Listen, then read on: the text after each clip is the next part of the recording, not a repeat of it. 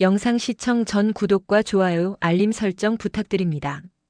저의 영상 제작에 큰 힘이 됩니다. 감사합니다. 이야기 시작됩니다. 밤이 깊어질수록 서울의 거리는 더욱 활기를 띠었다. 네온 사인이 번쩍이는 홍대, 강남, 이태원의 골목마다 젊음의 열기가 넘쳐났다. 불타는 금요일 클럽과 술집은 늦은 시간까지 빈틈없이 사람들로 가득 찼다. 왁자지껄한 웃음소리와 음악소리, 그리고 술에 취해 비틀거리는 발걸음들이 뒤섞여 도시의 밤을 채우고 있었다. 김민준도 그중 한 명이었다. 그는 오랜만에 만난 친구들과 밤새도록 술을 마시고 있었다. 취기가 오르자 세상 모든 근심이 사라지는 듯 했다. 그는 안전했다. 대한민국은 치안이 좋은 나라였고 서울은 특히나 안전하다고 생각했다. 그는 친구들과 함께 왁자지껄 떠들며 새벽 골목을 걸어갔다. 야, 우리 아직 멀었잖아. 한 잔 더 해야지. 친구 중 한 명이 소리쳤다. 민주는 고개를 저었다. 이만하면 됐어. 내일 출근해야지. 친구들은 그를 비웃었지만 민주는 괜찮았다. 그는 이미 충분히 즐겼다고 생각했다. 그는 친구들과 헤어져 홀로 집으로 향했다. 밤 공기는 차가웠지만 그는 취기가 올라 덥게 느껴졌다. 그는 좁은 골목길로 들어섰다. 지름길이었다.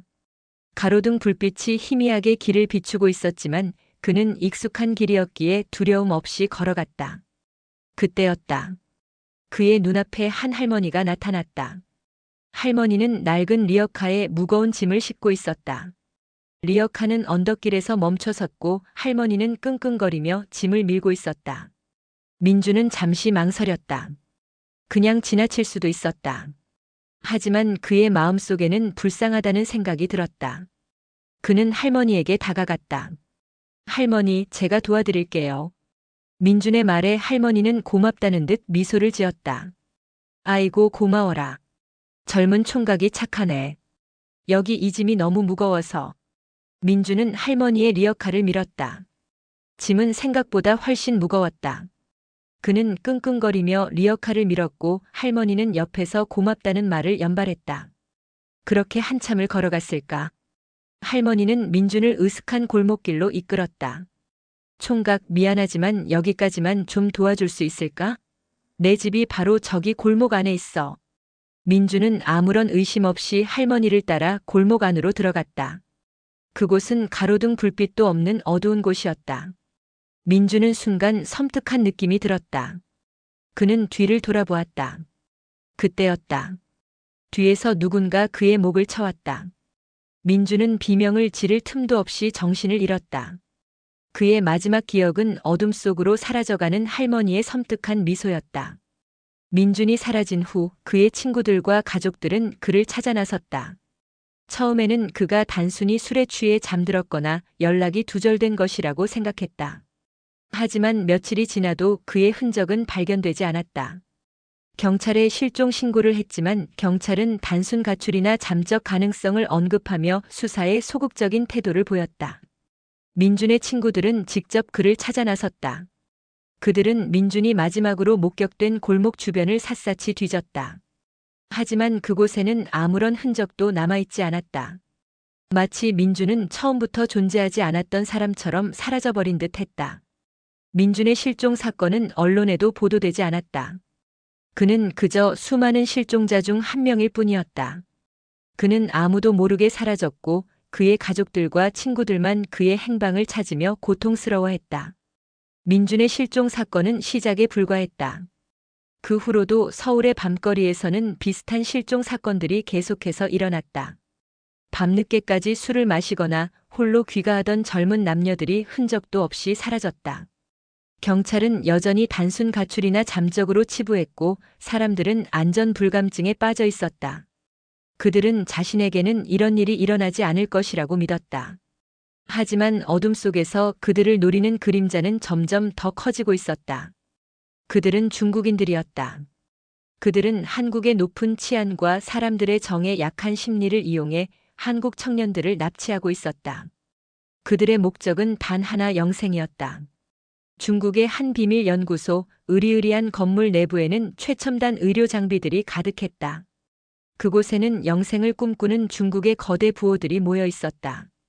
그들은 자신의 몸을 영원히 유지하기 위해 젊고 건강한 인간의 장기를 필요로 했다.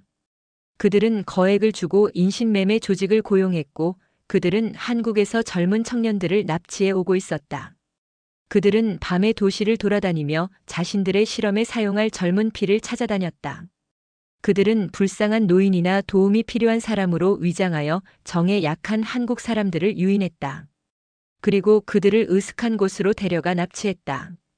그들은 마치 유령처럼 흔적도 없이 사라졌고 아무도 그들의 존재를 눈치채지 못했다. 민준의 실종 사건은 그들의 시작에 불과했다.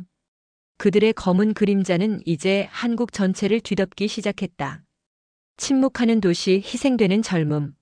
민준의 실종 사건 이후 서울의 밤거리에서는 알 수 없는 실종 사건들이 연달아 발생했다. 처음에는 특정 지역에서만 일어나던 실종 사건이 이제는 서울 전역으로 확산되었다. 피해자들의 공통점은 대부분 밤늦게 귀가하던 젊은 남녀들이라는 점이었다. 하지만 경찰은 여전히 수사에 적극적이지 않았다. 그들은 실종자 대부분이 자발적으로 잠적한 것으로 추정했고 강력 범죄의 가능성을 낮게 보았다. 언론 또한 이 사건들을 크게 다루지 않았다. 사람들은 여전히 안전 불감증에 빠져 있었고 이 모든 것이 자신과는 무관한 일이라고 생각했다. 그들의 무관심은 중국인 인신매매 조직에게는 오히려 좋은 기회가 되었다. 그들은 더욱 대담하게 한국 청년들을 납치하기 시작했다. 장윤아는 실종된 민준의 여자친구였다. 그녀는 민준의 실종 이후 단 하루도 마음 편할 날이 없었다. 그녀는 매일같이 경찰서를 찾아가 수사를 촉구했지만 경찰의 대답은 늘 똑같았다. 강력 범죄의 정황이 없습니다. 자발적으로 잠적했을 가능성이 높습니다. 윤아는 경찰의 무책임한 태도에 분노했다. 그녀는 민준이 절대로 자신에게 연락 없이 잠적할 사람이 아니라는 것을 알고 있었다. 그녀는 민준이 사라진 그날의 행적을 추적하기 시작했다. 그녀는 민준이 마지막으로 있었던 술집 주변의 폐쇄회로 텔레비전을 샅샅이 뒤졌다. 그리고 그녀는 놀라운 사실을 발견했다. 민준이 술집을 나와 골목길로 들어서는 장면이 찍힌 폐쇄회로 텔레비전에는 그 뒤를 따라가는 수상한 승합차가 있었다. 승합차는 민준이 골목으로 들어선 후 잠시 멈춰 섰다가 다시 출발했다. 그 후로 민준의 모습은 폐쇄회로 텔레비전에 다시는 나타나지 않았다. 윤아는 이 영상을 가지고 다시 경찰서를 찾아갔다. 하지만 경찰은 이 영상만으로는 범죄를 입증하기 어렵다며 여전히 소극적인 태도를 보였다. 윤아는 좌절했다. 그녀는 이제 더 이상 경찰에게 의지할 수 없다는 것을 깨달았다. 그녀는 혼자서라도 민준을 찾아야 했다. 그녀는 민준의 실종 사건을 알리기 위해 인터넷 카페와 사회관계망 서비스에 글을 올리기 시작했다. 그녀는 민준의 사진과 함께 그의 실종 당시 상황을 자세히 설명했다. 그녀의 글은 인터넷에서 빠르게 퍼져나갔고 비슷한 시기에 가족을 잃은 사람들이 그녀에게 연락하기 시작했다. 그들은 모두 비슷한 경험을 하고 있었다. 그들의 가족들 또한 밤늦게 귀가하던 중 흔적도 없이 사라졌고 경찰은 그들의 실종 사건을 대수롭지 않게 여겼다. 윤아는 그들과 함께 사라진 밤의 사람들이라는 모임을 만들었다. 그들은 서로의 정보를 공유하고 함께 실종된 가족들을 찾아 나섰다. 그들은 실종자들의 마지막 행적을 추적하고 그들이 사라진 골목 주변을 샅샅이 뒤졌다. 그들은 폐쇄회로 텔레비전 영상을 분석하고 목격자를 찾아 나섰다. 그들은 경찰이 하지 않은 수사를 스스로 하기 시작했다. 그리고 그들은 놀라운 공통점을 발견했다. 실종자들의 마지막 행적에는 항상 불쌍한 노인이나 도움이 필요한 사람들의 모습이 있었다. 그들은 대부분 노인들에게 도움을 주거나 길을 알려주다가 사라졌다. 윤아는 이 모든 것이 우연이 아니라는 것을 직감했다. 누군가 정에 약한 한국 청년들을 노리고 있었다. 윤아는 이 사실을 언론에 제보했다. 하지만 언론은 여전히 이 사건에 대해 소극적인 태도를 보였다. 그들은 이 사건이 사회적 혼란을 야기할 수 있다는 이유로 보도를 꺼렸다. 윤아는 좌절했다. 그녀는 이제 이 모든 진실을 세상에 알려야 한다는 사명감을 느꼈다. 그녀는 경찰과 언론이 침묵하는 동안 자신의 손으로 직접 진실을 파헤치기로 결심했다. 그녀는 사라진 밤의 사람들 모임과 함께 인신매매 조직의 실체를 파헤치기 위한 치밀한 계획을 세웠다. 그들은 스스로 미끼가 되어 범죄자들을 유인하기로 결심했다. 그들은 이제 벼랑 끝에 서 있었다. 그들의 등 뒤에는 진실을 향한 거대한 절벽이 놓여 있었고 그들은 그 절벽 위에서 외로운 발걸음을 내딛고 있었다. 장윤아와 사라진 밤의 사람들 모임은 중국인 인신매매 조직의 실체를 밝히기 위해 대담한 계획을 세웠다. 그들은 스스로 미끼가 되어 범죄자들을 유인하기로 했다. 그들은 밤늦게까지 술집에서 놀다가 홀로 귀가하는 것처럼 행동했다. 그들은 폐쇄회로 텔레비전이 없는 으슥한 골목을 선택했고 서로에게 연락하며 실시간으로 자신의 위치를 알렸다. 윤아는 이 모든 과정을 사회관계망 서비스에 실시간으로 올리며 대중의 관심을 유도했다. 그녀는 이 모든 것이 단순히 개인의 복수가 아닌 사회 전체의 안전을 위한 일이라는 것을 알리고 싶었다. 계획은 예상대로 진행되었다. 윤아의 친구인 박지훈이 미끼가 되었다. 그는 밤늦게 술에 취한 척하며 으슥한 골목을 걸어갔다. 그때 그의 눈앞에 한 할머니가 나타났다. 할머니는 낡은 리어카에 무거운 짐을 싣고 있었다. 지우는 윤아와 계획했던 대로 할머니에게 다가갔다. 할머니, 제가 도와드릴게요. 지훈의 말에 할머니는 고맙다는 듯 미소를 지었다. 할머니는 지훈을 으슥한 골목으로 이끌었다. 지훈은 긴장했지만 그는 자신에게 아무 일도 없을 것이라고 믿었다. 그는 무선 이어폰을 통해 윤아에게 실시간으로 자신의 위치를 알리고 있었다. 할머니는 지훈을 한 건물 뒤편으로 데려갔다. 그때였다. 지훈은 뒤에서 다가오는 인기척을 느꼈다. 그는 뒤를 돌아보았다. 그때 그의 눈앞에 괴한이 나타났다. 괴한은 지훈의 목을 쳐왔다. 지훈은 비명을 지를 틈도 없이 쓰러졌다. 그의 마지막 기억은 섬뜩한 미소를 짓는 괴한의 얼굴이었다.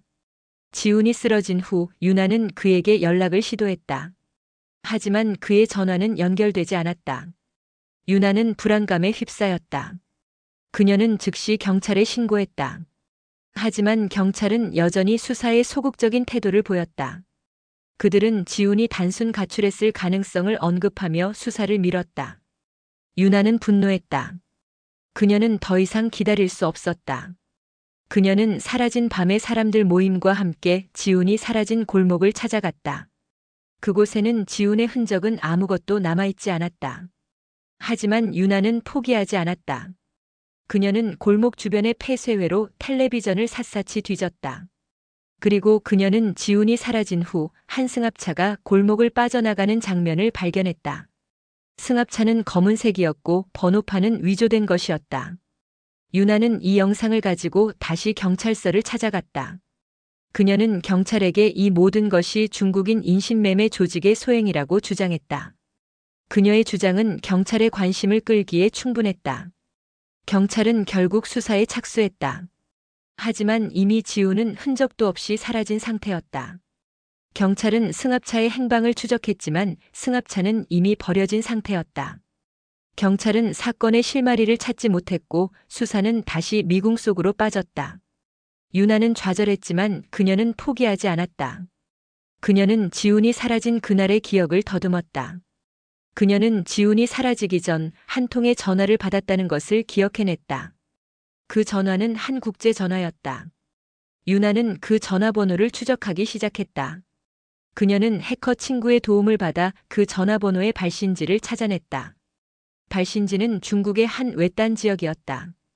그곳에는 거대한 비밀 연구소가 있었다. 윤아는 모든 것이 연결되어 있다는 것을 직감했다. 중국인 부자들의 영생 실험과 한국 청년들의 실종 사건. 이 모든 것이 하나의 거대한 음모였다. 윤아는 이제 더 이상 혼자가 아니었다. 그녀의 등 뒤에는 사라진 밤의 사람들 모임이 있었고 그녀의 손에는 진실을 향한 거대한 증거가 쥐어져 있었다. 그녀는 이제 이 모든 것을 세상에 알리고 중국인 인신매매 조직의 실체를 밝혀내야 했다. 그녀는 이제 벼랑 끝에 서 있었다. 그녀의 등 뒤에는 진실이라는 이름의 거대한 절벽이 놓여 있었고 그녀는 그 절벽 위에서 외로운 발걸음을 내딛고 있었다. 장윤아는 중국의 비밀 연구소와 한국의 실종 사건 사이의 연결고리를 찾아냈다. 그녀는 이 모든 것이 중국 부호들의 영생 실험을 위한 거대한 음모라는 것을 직감했다. 그녀는 해커 친구의 도움을 받아 비밀 연구소의 내부 정보를 해킹하기 시작했다. 그 과정은 쉽지 않았다. 연구소의 보안은 철저했고 그녀는 여러 번 실패를 겪었다. 하지만 그녀는 포기하지 않았다. 그녀는 밤낮 없이 컴퓨터 앞에 앉아 해킹을 시도했고 마침내 그녀는 성공했다. 그녀의 눈앞에 펼쳐진 것은 충격적인 진실이었다. 비밀 연구소의 서버에는 한국에서 납치된 청년들의 신상 정보와 의료 기록, 그리고 그들의 장기 상태에 대한 상세한 보고서가 담겨 있었다. 민준과 지훈의 이름도 그 목록에 있었다. 윤아는 민준과 지훈이 살아있다는 사실에 안도했지만 그들이 장기 이식 실험의 대상이 되었다는 사실에 경악했다. 보고서에는 그들의 장기 상태가 매우 양호라고 기록되어 있었다.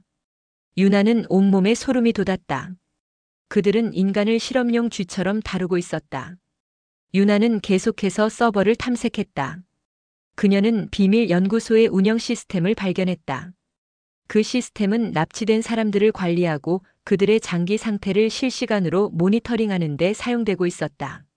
시스템에는 납치된 사람들의 이름과 함께 그들의 장기가 누구에게 이식될지에 대한 정보가 담겨 있었다. 윤아는 그 명단에서 중국의 거대 부호들의 이름을 발견했다. 그들은 자신들의 영생을 위해 무고한 한국 청년들의 장기를 탐내고 있었다. 윤아는 그들의 탐욕에 분노했다. 윤아는 이 모든 증거들을 모아 경찰에 제출했다. 경찰은 충격에 휩싸였다. 그들은 그동안 단순 가출로 치부했던 실종 사건들이 사실은 거대한 국제적 인신매매 조직의 소행이었다는 사실에 경악했다. 경찰은 즉시 중국 정부와 공조하여 비밀 연구소의 실체를 파헤치기 시작했다. 하지만 중국 정부는 이 사건에 대해 소극적인 태도를 보였다. 그들은 자국의 거대 부호들을 보호하기 위해 이 사건을 은폐하려 했다. 윤아는 좌절했지만 그녀는 포기하지 않았다. 그녀는 이 모든 진실을 언론에 폭로하기로 결심했다. 그녀는 자신이 해킹한 모든 증거들을 언론에 제공하고 이 사건의 심각성을 알렸다. 언론은 이 사건을 대서특필했다. 중국 부호들의 영생 실험, 한국 청년들의 장기 희생이라는 제목의 기사들이 연일 쏟아져 나왔다. 사람들은 충격과 분노에 휩싸였다. 그들은 자신들의 안전 불감증을 후회하고 인신매매 조직에 대한 경각심을 가지게 되었다. 이 사건은 국제적으로 큰 파장을 일으켰다.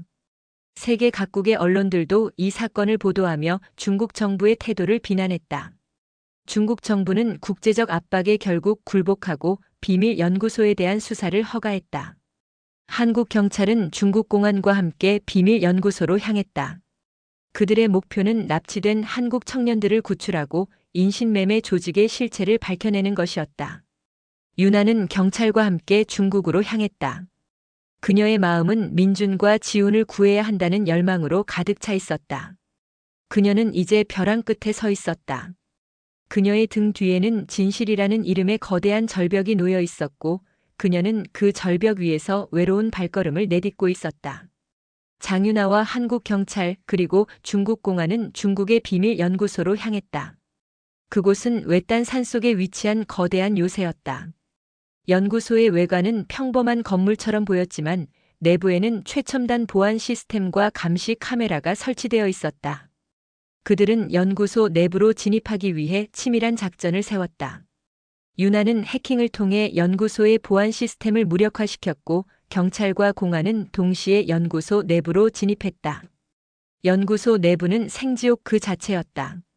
거대한 실험실에는 수많은 젊은 청년들이 의식 없는 상태로 누워 있었다. 그들은 모두 한국에서 납치된 청년들이었다.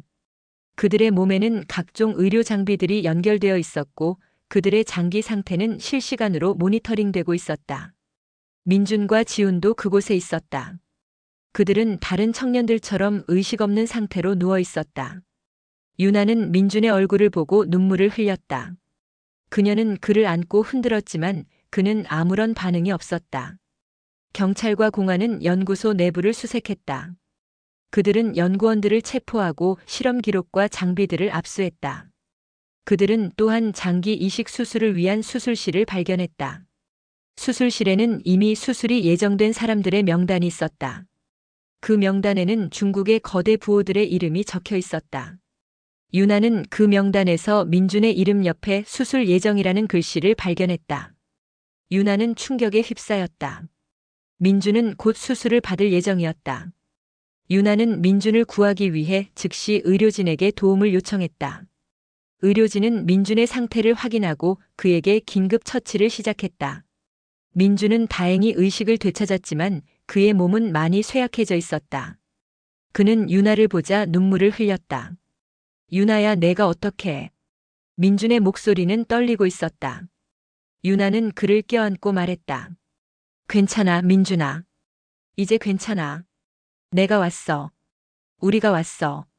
유나는 민준을 안전한 곳으로 옮기고 다른 납치된 청년들을 구출하기 위해 나섰다.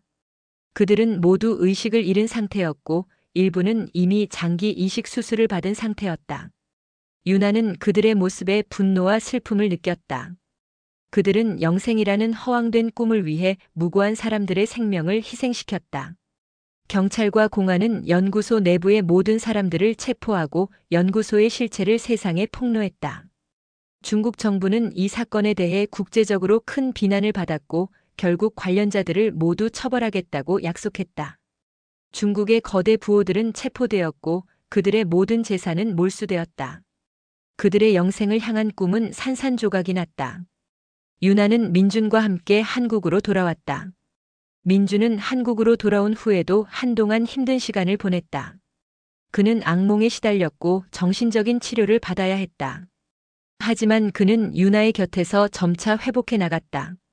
지훈도 무사히 한국으로 돌아왔다. 그는 민준보다 심각한 상태였지만 그 또한 점차 회복해 나갔다. 유나는 영웅이 되었다. 그녀는 한 개인의 복수심으로 시작된 싸움에서 거대한 국제적 범죄 조직의 실체를 밝혀내고 수많은 사람들을 구했다. 그녀의 이야기는 세상에 큰 감동을 주었다. 그녀는 이제 새로운 삶을 시작했다. 그녀는 인신매매와 같은 범죄를 막기 위한 활동을 시작했고 사람들에게 안전불감증에 대한 경각심을 일깨워주기 위해 노력했다. 그녀는 이제 과거의 그림자에서 벗어나 새로운 희망을 향해 나아가고 있었다. 장유나의 활약으로 중국인 인신매매 조직의 실체가 드러났지만 악몽은 끝나지 않았다. 비밀 연구소는 폐쇄되었지만 이와 유사한 조직들은 여전히 존재했다. 그들은 자신들의 영생을 향한 탐욕을 버리지 못했고 새로운 방식으로 젊은 피를 찾아다녔다. 그들은 한국의 높은 치안을 역이용하여 불쌍한 노인이나 도움이 필요한 사람으로 위장하여 한국 청년들을 납치했다. 그들은 또한 인터넷을 통해 젊은 청년들을 유인하는 새로운 방법을 사용하기 시작했다. 그들은 고액 아르바이트나 해외 봉사활동을 미끼로 젊은이들을 해외로 유인했고 그들을 납치했다. 김민지는 대학교를 졸업하고 취업 준비를 하던 평범한 청년이었다. 그녀는 취업에 대한 압박감과 스트레스로 힘든 시간을 보내고 있었다. 그러던 어느 날 그녀는 인터넷에서 고액 아르바이트 광고를 보게 되었다. 광고에는 해외에서 통역 아르바이트를 하면 한 달에 1,000만 원 이상 벌 수 있다고 적혀 있었다. 민지는 혹했다. 그녀는 당장 돈이 필요했고 이 기회가 자신의 인생을 바꿀 수 있을 것이라고 생각했다. 그녀는 광고에 적힌 연락처로 전화를 걸었고 친절한 목소리의 남자는 그녀에게 해외에서 통역 아르바이트를 할 수 있는 기회를 제공했다. 민지는 그 남자의 말만 믿고 해외로 출국했다. 그녀는 해외에서 남자를 만났고 남자는 그녀에게 모든 것이 계획대로 진행될 것이라고 안심시켰다. 하지만 그녀는 공항을 빠져나온 순간 무언가 잘못되었다는 것을 직감했다. 그녀는 남자를 따라 한 건물로 들어갔고 그곳에는 이미 수많은 한국 청년들이 갇혀 있었다. 민지는 모든 것이 함정이었다는 것을 깨달았다. 그녀는 소리를 질렀지만 아무도 그녀의 목소리를 들을 수 없었다. 그녀는 결국 괴한들에게 제압당했고 의식을 잃었다. 민지가 사라진 후 그녀의 가족들은 그녀의 행방을 찾아 나섰다. 그들은 경찰에 실종 신고를 했지만 경찰은 그녀가 자발적으로 해외로 출국한 것으로 추정하며 수사에 소극적인 태도를 보였다. 민지의 가족들은 좌절했다. 그들은 이제 장윤아를 찾아가기로 결심했다. 그들은 윤아의 이야기가 사실임을 믿었고 그녀만이 자신들의 딸을 찾을 수 있는 유일한 희망이라고 생각했다. 장윤아는 민지의 가족들을 만나 그들의 이야기를 들었다. 그녀는 민지가 인신매매 조직의 새로운 수법에 희생되었다는 것을 직감했다. 그녀는 민지가 마지막으로 접속한 인터넷 사이트를 추적하기 시작했다. 그녀는 그 사이트가 인신매매 조직이 젊은이들을 유인하기 위해 만든 가짜 사이트라는 것을 알아냈다. 윤아는 그 사이트의 서버를 해킹하여 민지의 정보를 찾아냈다. 그녀는 민지가 해외로 출국했다는 사실과 그녀가 만난 남자의 신상 정보를 알아냈다. 윤아는 이 모든 증거들을 가지고 다시 경찰을 찾아갔다. 경찰은 윤아의 증거들을 보고 수사에 착수했다. 그들은 민지의 마지막 행적을 추적하고 그녀가 만난 남자의 신분을 확인했다. 그 남자는 중국인 인신매매 조직의 일원이었고 그는 이미 다른 한국 청년들을 유인하여 해외로 보낸 전력이 있었다. 경찰은 이 모든 사실을 파악하고 국제 공조 수사를 시작했다. 그들은 민지가 있는 곳을 찾아내고 그녀를 구출하기 위한 작전을 세웠다. 윤아는 다시 한번 경찰과 함께 해외로 향했다. 그녀는 민지를 구해야 한다는 사명감으로 가득 차 있었다. 그녀는 이제 벼랑 끝에 서 있었다. 그녀의 등 뒤에는 진실이라는 이름의 거대한 절벽이 놓여 있었고 그녀는 그 절벽 위에서 외로운 발걸음을 내딛고 있었다. 장윤아와 한국 경찰 그리고 국제공조수사팀은 김민지가 갇혀있는 해외 비밀 연구소로 향했다. 그곳은 전과는 다른 더욱 치밀하게 위장된 곳이었다. 겉으로는 평범한 무역회사 건물로 보였지만 내부에는 납치된 청년들을 가두는 감옥과 장기 이식 수술실이 은밀하게 존재했다. 이들은 이전 사건을 통해 수법이 노출된 만큼 훨씬 더 교묘하고 잔인한 방식으로 움직이고 있었다. 윤아는 이전처럼 해킹을 통해 연구소의 보안 시스템을 무력화시키려 했지만 이번에는 쉽지 않았다. 상대는 보안 전문가를 고용하여 새로운 방어 체계를 구축해 놓은 상태였다. 윤아는 밤낮 없이 컴퓨터에 매달렸고 마침내 시스템의 약점을 찾아냈다. 그녀는 경찰과 공조수사팀에 작전 개시 신호를 보냈다. 경찰은 민지가 갇혀있는 건물을 급습했다. 그들은 완벽한 기습 작전으로 건물 내부로 진입했고 인신매매 조직원들을 제압했다. 그들은 건물 내부를 수색하며 납치된 청년들을 찾아 나섰다. 그곳에는 민지와 함께 수십 명의 한국 청년들이 갇혀 있었다. 그들은 모두 공포에 질린 표정으로 서로를 껴안고 있었다. 민지는 윤아를 보자 눈물을 흘렸다. 윤아 언니 정말 언니가. 민지의 목소리는 떨리고 있었다. 윤아는 민지를 안고 말했다. 괜찮아 민지야. 이제 괜찮아. 우리가 왔어. 우리가 왔어. 윤아는 민지를 안전한 곳으로 옮기고 다른 납치된 청년들을 구출하기 위해 나섰다. 그들은 모두 쇠약해져 있었고 일부는 이미 장기 이식 수술을 받은 상태였다. 윤아는 그들의 모습에 분노와 슬픔을 느꼈다. 그들은 영생이라는 허황된 꿈을 위해 무고한 사람들의 생명을 희생시켰다. 경찰은 인신매매 조직원들을 모두 체포하고 그들이 사용한 컴퓨터와 서류들을 압수했다. 그들은 또한 장기 이식 수술을 위한 수술실을 발견했다. 수술실에는 이미 수술이 예정된 사람들의 명단이 있었다. 그 명단에는 중국의 거대 부호들의 이름이 적혀 있었다. 윤아는 그 명단에서 민지의 이름 옆에 수술 예정이라는 글씨를 발견했다. 윤아는 충격에 휩싸였다. 민지는 곧 수술을 받을 예정이었다. 경찰과 공조수사팀은 조직원들을 모두 체포하고 그들이 사용한 컴퓨터와 서류들을 압수했다. 그들은 또한 장기 이식 수술을 위한 수술실을 발견했다. 수술실에는 이미 수술이 예정된 사람들의 명단이 있었다. 그 명단에는 중국의 거대 부호들의 이름이 적혀 있었다. 윤아는 그 명단에서 민지의 이름 옆에 수술 예정이라는 글씨를 발견했다. 윤아는 충격에 휩싸였다. 민지는 곧 수술을 받을 예정이었다. 이 사건은 다시 한번 국제적으로 큰 파장을 일으켰다. 세계 각국의 언론들은 이 사건을 보도하며 중국 정부의 태도를 비난했다. 중국 정부는 국제적 압박에 결국 굴복하고 관련자들을 모두 처벌하겠다고 약속했다. 중국의 거대 부호들은 체포되었고 그들의 모든 재산은 몰수되었다. 그들의 영생을 향한 꿈은 산산조각이 났다. 유나는 민지와 함께 한국으로 돌아왔다. 민지는 한국으로 돌아온 후에도 한동안 힘든 시간을 보냈다. 그녀는 악몽에 시달렸고 정신적인 치료를 받아야 했다. 하지만 그녀는 유나의 곁에서 점차 회복해 나갔다. 유나는 이제 더 이상 영웅으로 불리지 않았다. 그녀는 그저 평범한 한 사람으로서 자신이 할 수 있는 일을 하고 있었다. 그녀는 인신매매와 같은 범죄를 막기 위한 활동을 계속했고 사람들에게 안전불감증에 대한 경각심을 일깨워주기 위해 노력했다. 그녀는 이제 과거의 그림자에서 벗어나 새로운 희망을 향해 나아가고 있었다. 장윤아와 공조 수사팀의 활약으로 중국인 인신매매 조직은 완전히 뿌리 뽑힌 것처럼 보였다. 관련자들은 모두 체포되었고 그들의 모든 재산은 몰수되었다.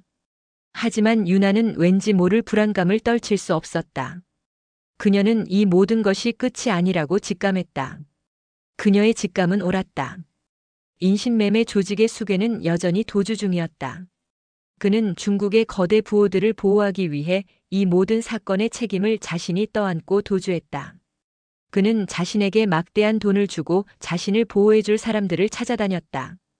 그의 이름은 왕리였다. 왕리는 중국의 비밀 조직에서 활동하던 인물이었다.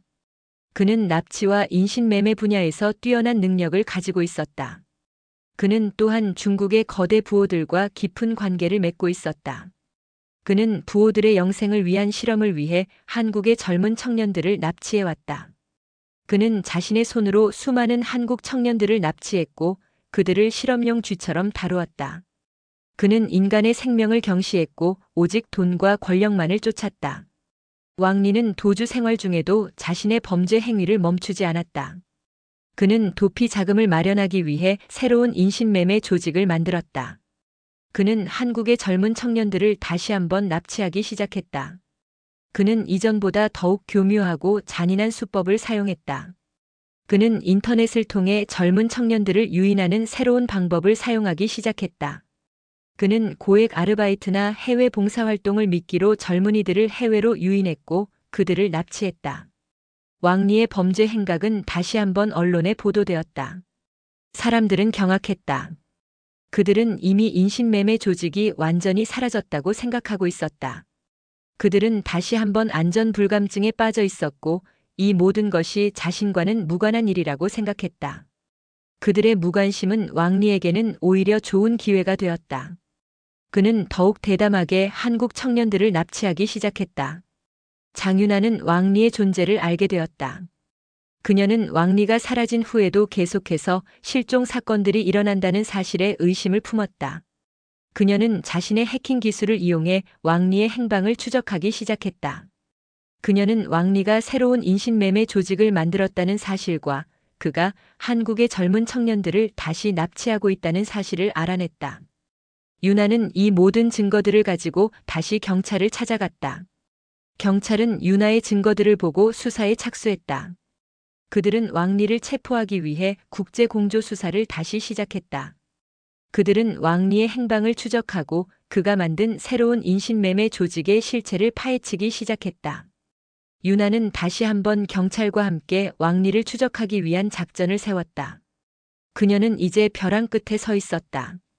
그녀의 등 뒤에는 진실이라는 이름의 거대한 절벽이 놓여 있었고 그녀는 그 절벽 위에서 외로운 발걸음을 내딛고 있었다. 장윤아는 왕리를 추적하기 위해 목숨을 건 싸움을 시작했다. 그녀는 경찰과 함께 왕리의 행방을 쫓아 전 세계를 누볐다. 그들은 왕리가 한국의 젊은 청년들을 납치하여 해외로 보낸다는 사실을 알아냈다. 왕리는 중국의 거대 부호들과 새로운 거래를 하고 있었다. 그는 부호들의 영생을 위한 실험을 위해 한국의 젊은 청년들을 납치하여 팔아넘기고 있었다. 유나는 왕리의 범죄 행각을 막기 위해 치밀한 작전을 세웠다. 그녀는 경찰과 함께 왕리가 은신하고 있는 곳을 급습하기로 했다. 왕리는 한때 중국의 비밀 조직에서 활동하던 인물이었다. 그는 무술 실력이 뛰어나고 총기 사용에도 능숙했다. 그는 또한 자신의 주변에 수많은 경호원들을 두고 있었다. 유나와 경찰은 그와의 싸움에서 목숨을 잃을 수도 있다는 것을 알고 있었다. 하지만 그들은 포기하지 않았다. 그들은 왕리를 잡아야만 했다.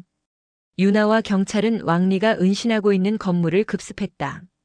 그들은 완벽한 기습 작전으로 건물 내부로 진입했고 왕리의 경호원들을 제압했다. 하지만 왕리는 이미 그들의 존재를 눈치채고 있었다. 그는 유나와 경찰을 향해 총을 겨누었다. 내가 날 쫓아다니는 꼬맹이였군. 널 죽여버리겠다. 왕리의 목소리는 차가웠다. 그는 유나를 향해 총을 발사했다. 유나는 간발의 차이로 총알을 피했다. 그녀는 왕리를 향해 달려들었다. 왕리는 유나를 향해 총을 계속해서 발사했다. 유나는 총알을 피하며 왕리에게 다가갔다. 그녀는 왕리의 총을 빼앗고 그와 싸움을 시작했다. 왕리는 뛰어난 무술 실력으로 유나를 압도했다. 그는 유나를 향해 주먹을 날리고 발차기를 날렸다. 유나는 그의 공격을 막아내며 반격했다. 두 사람은 목숨을 건 싸움을 벌였다. 그들의 싸움은 길게 이어졌다. 두 사람 모두 온몸에 상처를 입었다. 유나는 더 이상 버틸 힘이 없었다. 그때였다. 그녀는 왕리의 약점을 발견했다. 왕리는 다리에 심각한 부상을 입고 있었다. 유나는 왕리의 다리를 공격했다. 왕리는 고통의 비명을 질렀다. 유나는 왕리를 제압하고 그를 수갑으로 채웠다. 왕리는 절규했다. 그는 자신의 패배를 인정할 수 없었다. 경찰은 왕리를 체포하고 그가 납치한 한국 청년들을 구출했다. 왕리의 범죄 행각은 다시 한번 언론에 보도되었다. 사람들은 충격에 휩싸였다. 그들은 왕리가 얼마나 잔인하고 무자비한 인물인지 알게 되었다. 왕리는 중국으로 송환되었고 법의 심판을 받았다. 그는 사형을 선고받았다. 그의 영생을 향한 꿈은 완전히 산산조각이 났다. 장유나는 영웅이 되었다. 그녀는 한 개인의 복수심으로 시작된 싸움에서 거대한 국제적 범죄 조직의 실체를 밝혀내고 수많은 사람들을 구했다. 그녀의 이야기는 세상에 큰 감동을 주었다. 그녀는 이제 새로운 삶을 시작했다. 그녀는 인신매매와 같은 범죄를 막기 위한 활동을 계속했고 사람들에게 안전불감증에 대한 경각심을 일깨워주기 위해 노력했다. 그녀는 이제 과거의 그림자에서 벗어나 새로운 희망을 향해 나아가고 있었다. 왕리의 체포로 인신매매 조직은 완전히 와해된 듯 보였다. 그러나 살아남은 자들에게는 씻을 수 없는 상처가 남았다. 김민주는 무사히 구출되었지만 그는 심각한 외상 후 스트레스 장애를 겪었다. 그는 밤마다 악몽에 시달렸고 사람들을 두려워했다. 그는 한동안 세상 밖으로 나가지 못하고 집안에만 갇혀 지냈다. 지훈 또한 마찬가지였다. 그는 민준보다 심각한 상태였고 장기 이식 수술을 받은 후유증으로 인해 신체적인 고통까지 겪어야 했다. 그들은 이제 더 이상 평범한 삶을 살 수 없었다. 장유나는 영웅으로 칭송받았지만 그녀의 마음도 편치 않았다. 그녀는 민준과 지훈이 고통받는 모습을 보며 죄책감을 느꼈다. 그녀는 그들이 자신 때문에 이 모든 고통을 겪게 되었다고 생각했다. 그녀는 그들을 돕기 위해 할 수 있는 모든 것을 다했다. 그녀는 그들을 위한 정신적인 치료를 지원하고 그들의 삶을 다시 정상으로 돌리기 위해 노력했다. 하지만 그녀의 노력에도 불구하고 그들의 상처는 쉽게 아물지 않았다. 민주는 유나의 헌신적인 사랑 덕분에 조금씩 회복해 나갔다. 그는 유나와 함께 다시 세상 밖으로 나아가기 시작했다. 그는 유나의 손을 잡고 밤거리를 걸었고 더 이상 두려워하지 않았다. 그는 이제 자신의 삶을 다시 시작할 수 있을 것 같았다. 지훈도 마찬가지였다. 그는 가족들의 따뜻한 보살핌 덕분에 점차 회복해 나갔다. 그는 자신의 삶을 포기하지 않고 새로운 꿈을 꾸기 시작했다. 이 사건은 한국 사회에 큰 경종을 울렸다. 사람들은 자신들의 안전 불감증을 반성하고 인신매매와 같은 범죄에 대한 경각심을 가지게 되었다. 정부는 인신매매와 같은 범죄를 막기 위한 새로운 법률을 제정하고 경찰은 밤거리 순찰을 강화했다. 언론은 인신매매와 같은 범죄의 위험성을 알리는 캠페인을 벌였다. 이 모든 것은 장윤아의 용기 있는 행동 덕분이었다. 그녀는 한 사람의 희생이 어떻게 사회 전체를 변화시킬 수 있는지를 보여주었다. 하지만 그녀는 영웅으로 불리는 것을 원치 않았다. 그녀는 자신이 한 일은 그저 옳은 일을 한 것뿐이라고 말했다. 그녀는 이제 과거의 그림자에서 벗어나 새로운 삶을 살아가고 있었다. 그녀는 인신매매와 같은 범죄를 막기 위한 활동을 계속했고 사람들에게 안전불감증에 대한 경각심을 일깨워주기 위해 노력했다. 그녀는 이제 더 이상 영웅으로 불리지 않았다. 그녀는 그저 평범한 한 사람으로서 자신이 할 수 있는 일을 하고 있었다. 그녀의 등 뒤에는 진실과 정의라는 이름의 거대한 절벽이 놓여 있었고 그녀는 그 절벽 위에서 외로운 발걸음을 멈추고 새로운 삶을 시작했다. 왕리의 체포와 조직의 와해 이후 인신매매 범죄는 사라진 듯 보였다. 그러나 장윤아는 여전히 불안감을 떨칠 수 없었다. 그녀는 그들이 새로운 방식으로 활동을 재개할 것이라고 직감했다. 그녀의 직감은 옳았다. 인신매매 조직의 잔당들은 사이버 공간으로 숨어들었다. 그들은 더 이상 거리에서 사람들을 납치하지 않았다. 대신 그들은 인터넷을 통해 사람들의 정보를 수집하고 그들을 유인했다.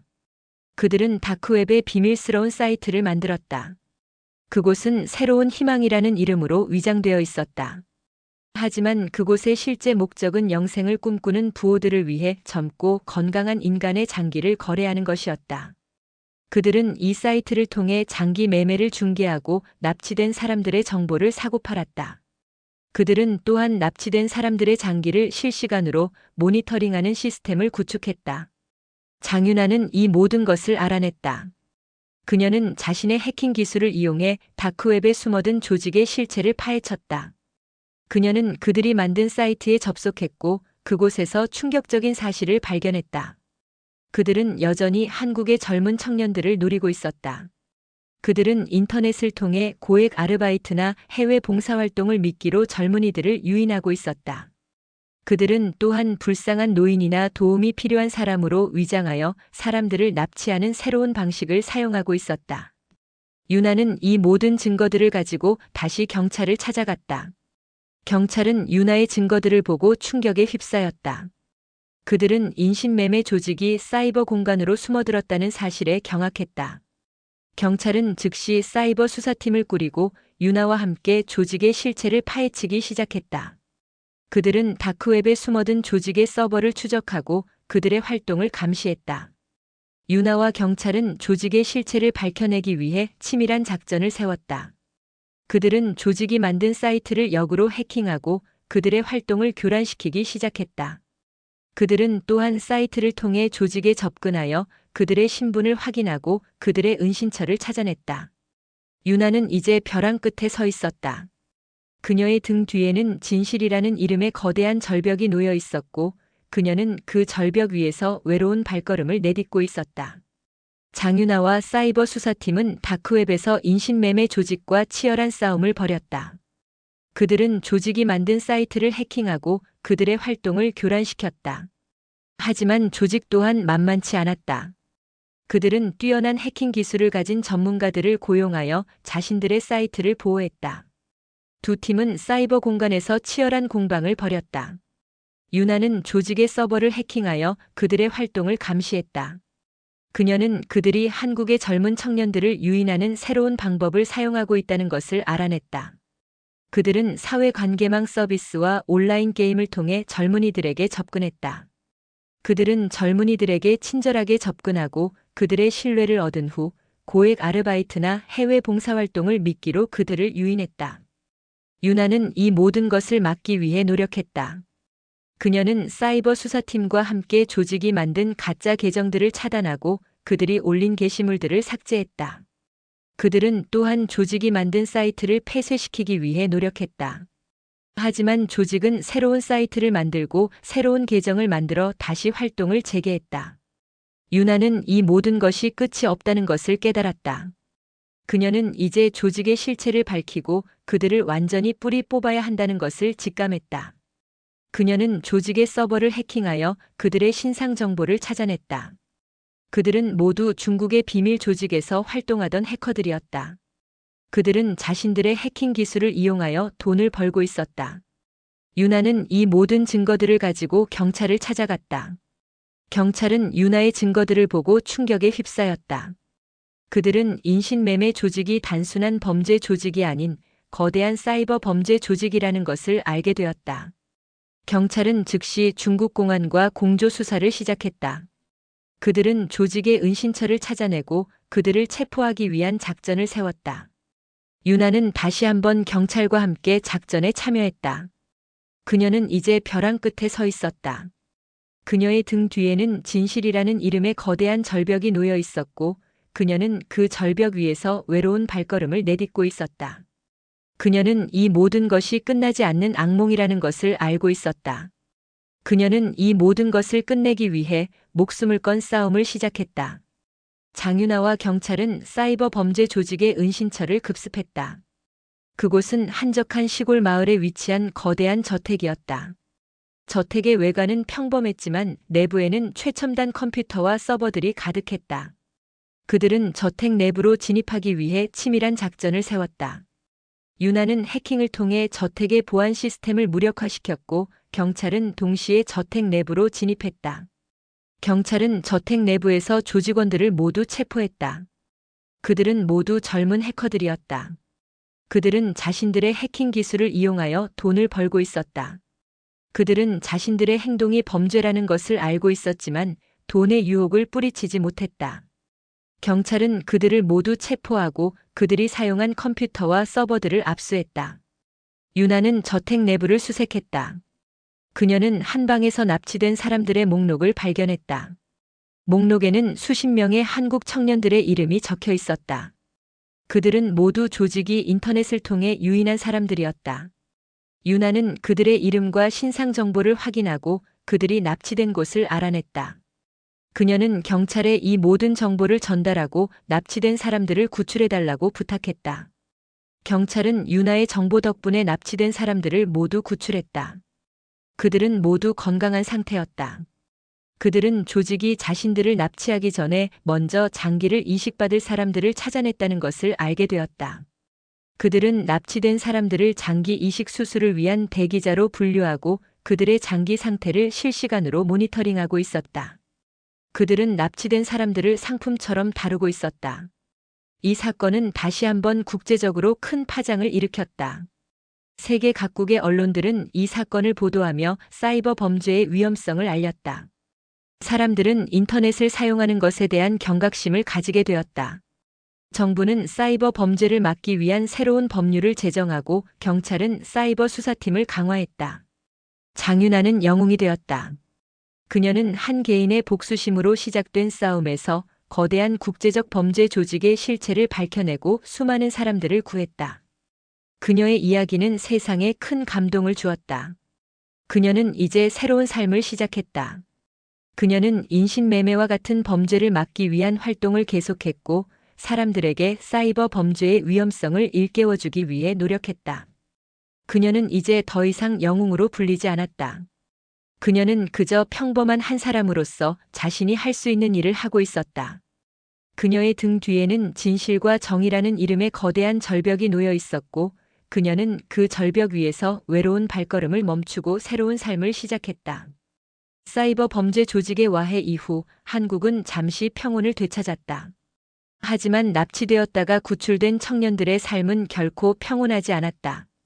그들은 심각한 정신적 외상에 시달렸고 일상생활로 돌아가는데 어려움을 겪었다. 민준과 지우는 유나의 헌신적인 보살핌 덕분에 조금씩 회복해 나갔지만 그들의 마음속 깊은 곳에는 여전히 씻을 수 없는 상처가 남아 있었다. 그들은 밤마다 악몽에 시달렸고 사람들을 두려워했다. 장유나는 그들의 고통을 보며 마음 아파했다. 그녀는 자신이 한 일이 옳았지만 그로 인해 누군가는 평생을 고통받아야 한다는 사실에 죄책감을 느꼈다. 그녀는 그들을 돕기 위해 할 수 있는 모든 것을 다했다. 그녀는 그들을 위한 정신적인 치료를 지원하고 그들의 삶을 다시 정상으로 돌리기 위해 노력했다. 그녀는 또한 납치되었다가 구출된 다른 청년들을 위한 모임을 만들었다. 그들은 서로의 상처를 공유하고 서로에게 힘이 되어 주었다. 이 모임은 희망의 불씨라는 이름으로 불렸다. 그들은 자신의 경험을 통해 다른 사람들에게 인신매매와 사이버 범죄의 위험성을 알렸다. 그들은 강연을 하고 캠페인을 벌였다. 그들의 이야기는 사람들에게 큰 감동을 주었다. 그들은 이제 더 이상 피해자가 아니었다. 그들은 다른 사람들을 돕는 희망의 불씨가 되었다. 장윤아는 그들의 변화를 보며 뿌듯함을 느꼈다. 그녀는 자신이 한 일이 헛되지 않았다는 사실에 만족했다. 그녀는 이제 과거의 그림자에서 벗어나 새로운 삶을 살아가고 있었다. 그녀는 인신매매와 같은 범죄를 막기 위한 활동을 계속했고 사람들에게 안전불감증에 대한 경각심을 일깨워주기 위해 노력했다. 그녀는 이제 더 이상 영웅으로 불리지 않았다. 그녀는 그저 평범한 한 사람으로서 자신이 할 수 있는 일을 하고 있었다. 그녀의 등 뒤에는 진실과 정의라는 이름의 거대한 절벽이 놓여 있었고 그녀는 그 절벽 위에서 외로운 발걸음을 멈추고 새로운 삶을 시작했다. 그녀의 삶은 이제 희망으로 가득 차 있었다. 시간이 흘러 인신매매 사건은 사람들의 기억 속에서 서서히 잊혀져 갔다. 하지만 장윤아와 희망의 불씨 모임은 그들의 활동을 멈추지 않았다. 그들은 여전히 사람들에게 인신매매와 사이버 범죄의 위험성을 알리고 안전불감증에 대한 경각심을 일깨워주기 위해 노력했다. 그들의 노력 덕분에 한국 사회는 과거보다 훨씬 더 안전한 사회가 되었다. 김민주는 이제 완전히 회복되었다. 그는 윤아와 함께 행복한 삶을 살고 있었다. 그는 과거의 아픔을 잊고 새로운 꿈을 꾸기 시작했다. 지훈도 마찬가지였다. 그는 자신의 경험을 통해 다른 사람들을 돕는 봉사활동에 적극적으로 참여했다. 그는 이제 더 이상 피해자가 아니었다. 그는 다른 사람들을 돕는 희망의 전도사가 되었다. 장윤아는 영웅으로 불리는 것을 원치 않았다. 그녀는 자신이 한 일은 그저 옳은 일을 한 것뿐이라고 말했다. 그녀는 이제 과거의 그림자에서 벗어나 새로운 삶을 살아가고 있었다. 그녀는 인신매매와 같은 범죄를 막기 위한 활동을 계속했고 사람들에게 안전불감증에 대한 경각심을 일깨워주기 위해 노력했다. 그녀는 이제 더 이상 영웅으로 불리지 않았다. 그녀는 그저 평범한 한 사람으로서 자신이 할 수 있는 일을 하고 있었다. 이 이야기는 한 사람의 탐욕과 위선이 어떻게 그를 파멸로 이끄는지 그리고 진실을 밝히는 용기가 얼마나 중요한지를 보여주었다. 또한 한 사람의 희생이 어떻게 사회 전체를 변화시킬 수 있는지를 보여주었다. 이 이야기는 비록 끝났지만 그들의 삶은 계속해서 이어질 것이고 그들의 이야기는 영원히 사람들의 기억 속에 남을 것이다. 그들의 삶은 이제 새로운 희망을 향해 나아가고 있었다.